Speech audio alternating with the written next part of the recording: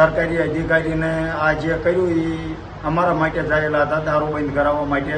જો હવે પછી આ ભૂલ નહીં થાય. અમદાવાદ ગ્રામ્યના નળ સરોવર પંથકમાં કાયદો અને વ્યવસ્થાને પડકારતી એક હચમચાવી દે તેવી ઘટના સામે આવી છે. 27 માર્ચના રોજ દુર્ગી ગામે દારૂના દરોડા પાડવા ગયેલી પોલીસ ટીમ પર 100 થી વધુ લોકોના ટોળાએ હિંસક હુમલો કરતા સમગ્ર વિસ્તારમાં સનસનાટી મચી ગઈ છે. બાતમી હતી કે ઝુપાડી માતાના મંદિર પાસે રંગા પઢાર નામનો શખ્સ વિદેશી દારૂ વેચી રહ્યો છે. પોલીસ જ્યારે કાર્યવાહી કરવા પહોંચી ત્યારે સ્થાનિક આગેવાન આત્મારામ પઢાર અને રૈલીબેન પઢારે ટોળાને ઉશ્કેર્યું હતું. પોલીસને આજે જીવતી નથી જવા દેવાની તેવા નારા સાથે લાકડીઓ અને પથ્થરોનો વરસાદ વરસાવવામાં આવ્યો. આ હુમલામાં એએસઆઈ રમેશ ગણેશને માથાના ભાગે ગંભીર ઈજા થઈ છે, જ્યારે અનિલ ગોહિલ સહિત અન્ય 3 કોન્સ્ટેબલો પણ ઘાયલ થયા છે. પોલીસે આ મામલે રાયોટિંગ અને હત્યાના પ્રયાસ જેવી ગંભીર કલમો હેઠળ ગુનો નોંધી 10 થી વધુ આરોપીઓની ધરપકડ કરી છે. ગઈકાલે આશરે બપોરે 1 વાગ્યા નરસરોવર પોલીસ સ્ટેશન વિસ્તારના પોલીસ કોન્સ્ટેબલ અનિલભાઈ તેમજ હેડ કોન્સ્ટેબલ મુકેશભાઈ જ્યારે પેટ્રોલિંગ દરમિયાન હતા તે દરમિયાન તેમને બાતમી મળી કે દરજી ગામમાં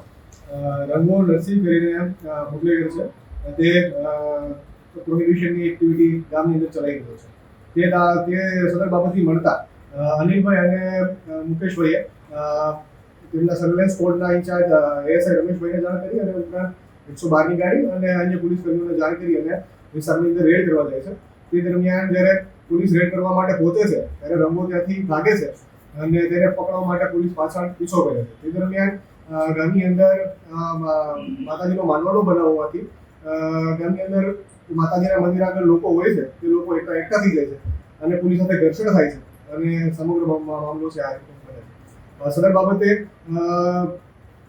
15 ફરિયાદીઓ 15 આરોપીઓ વિરુદ્ધમાં નામજોગ ફરિયાદ દાખલ કરવામાં આવેલી છે. આ ઉપરાંત 16 જેટલા લોકો વિરુદ્ધમાં અજાણ્યા શખ્સો વિરુદ્ધમાં ફરિયાદ દાખલ કરવામાં આવે છે. સદર બનાવ બાબતે ગઈકાલ રાત્રે વિસ્તારની અંદર કોમિંગ કરી અને 14 આરોપીઓની હસ્તગત કરીને ધરપકડ કરવામાં આવેલી. ઘરની વીજળી સ્વયં બનાવવા આજે સે સોલારનો સંપર્ક કરો.